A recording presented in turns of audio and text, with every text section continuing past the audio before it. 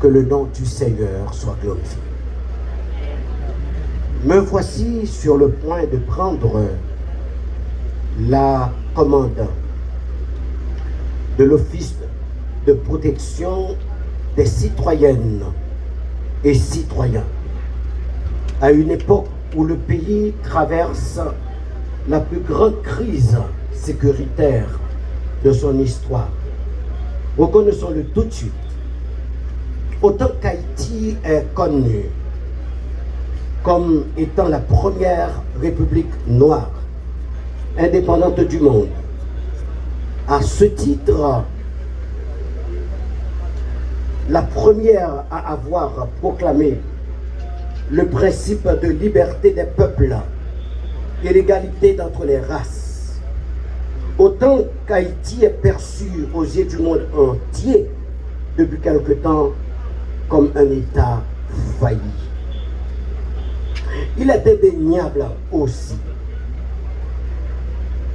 que lorsqu'on évoque le concept État dans le champ administratif, il se ramène, pour faire simple, à une synthèse des différentes branches de l'administration publique. En d'autres termes, c'est la faillite de l'administration publique haïtienne en général, dont il est question aujourd'hui, celle des élites haïtiennes, sous toutes les formes, donc notre faillite. Nos échecs, notre incapacité de faire face aux grands défis de l'existence en tant que peuple sont palpables et tangibles aux yeux du monde entier. Ils s'apparentent à l'image de milliers de billes renversées à même le sol, claquant, sautillant à tout va, qu'il convient de ramasser. Difficile de savoir où commencer, quand et à quel rythme. À peine une méthodologie de ramassage établie, des milliers d'autres billes sont déversées encore et encore. Tout ceci est de nature à décrédibiliser n'importe qui, de n'importe quel niveau d'intelligence, de bonne foi, ou au mieux, en termes de cohérence, de méchanceté qu'il y a derrière. Je voudrais, en dépit qu'il n'est pas avec nous ce matin, m'adresser au protecteur sortant. Tandis que je m'apprête à vous succéder, mon ami, Maître Renan Hédouville, à ce poste d'importance, je salue l'excellence des travaux que vous avez accomplis durant votre mandat. C'est un fait. Même s'il arrivait durant votre gouverne, certaines fois, que des circonstances fortuites ont bâché votre lumière. Cependant, aucune d'entre elles n'ont pu l'éteindre. Je formule donc le souhait de vous voir conserver votre auréole, votre lumière. Vous avez bâti votre vie bien avant ce poste. Vous allez la réussir encore après ce poste. Tandis que j'ai la certitude que vous allez continuer à enseigner, à défendre les droits de la personne humaine, mais surtout reprendre votre torche pour défendre la veuve et l'orphelin.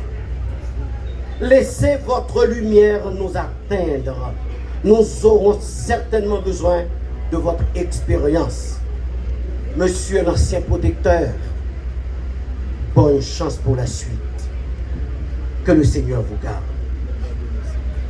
L'occasion m'est échoit de remercier le Conseil présidentiel de transition et la primature d'avoir concouru à ma nomination à ce poste de prestige, où servir encore à travers d'actes concrets d'accompagnement légaux des administrés trop souvent négligés ou victimes de dérives au manquement de l'administration publique et pire encore.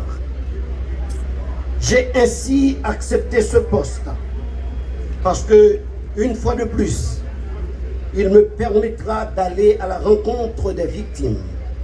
Cette fois-ci, pas en tant que juge, mais en tant que protecteur des droits ou vigie du respect et de l'application des règles de procédure tracées par la loi.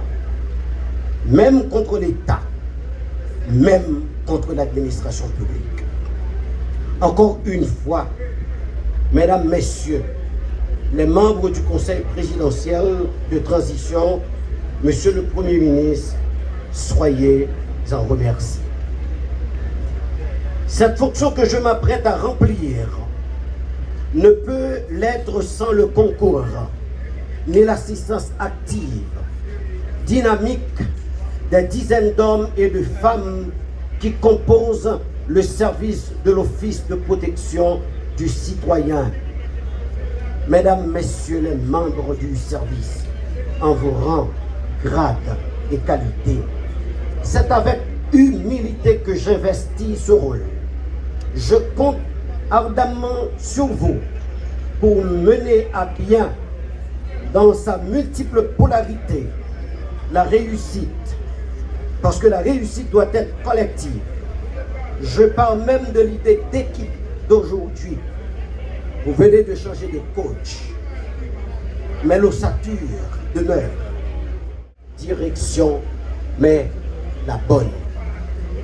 En vérité, je suis content de retourner dans le secteur des droits humains où j'ai œuvré pendant plusieurs années. Je remercie en ce moment mes collaborateurs jusqu'à ce moment. La liste pourrait être très longue et le temps nous manque. Vous êtes sous le soleil. Ces éminences grises me pardonneront de ne pas pouvoir les citer tous.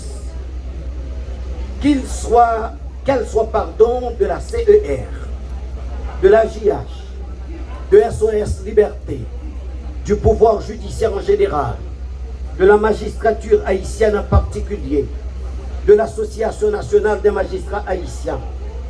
Je les remercie d'avoir fait de mon parcours de berger, de journaliste, d'avocat, de défenseur des droits humains, de magistrat, de syndicaliste, une vraie réussite. Je me vois en quelque sorte comme étant leur produit et à la pointe de l'épée des valeurs qu'ils clament tout bas et en toute justice. Qu'ils me pardonnent toutefois de tirer quelques noms du lot. Pasteur Sonny Camellus. Je cite un nom, le magistrat Claudie Gassan de Regretter Mémoire, le magistrat Noyer Pierre-Louis Massillon, mon ami, monsieur Joseph Guilhercé Delva, le magistrat Merlin Toussaint, pasteur Robert Piram et pasteur Joël Saint-Amour, et j'en passe. Enfin, permettez-moi de remercier ma famille, mes enfants, ma femme, naturellement ma conseillère de première aube. Permettez-moi de dire que c'est mon bois des bananes. Que le Seigneur Jésus, par son Saint-Esprit, soit mon guide pour remplir ma fonction avec fidélité, droiture, rectitude, intégrité, pour la plus grande gloire de son nom et pour le bien de la patrie. Mes remerciements vont également à l'égard du peuple haïtien et à chacun de vous ici présents. Merci pour vos prières et ensemble nous réussirons.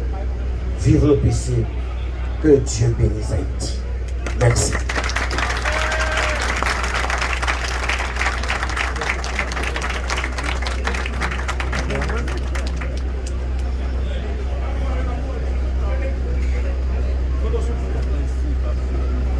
Donc une prise de photo officielle avec le protecteur du citoyen, le magistrat Jean-Winer Morin.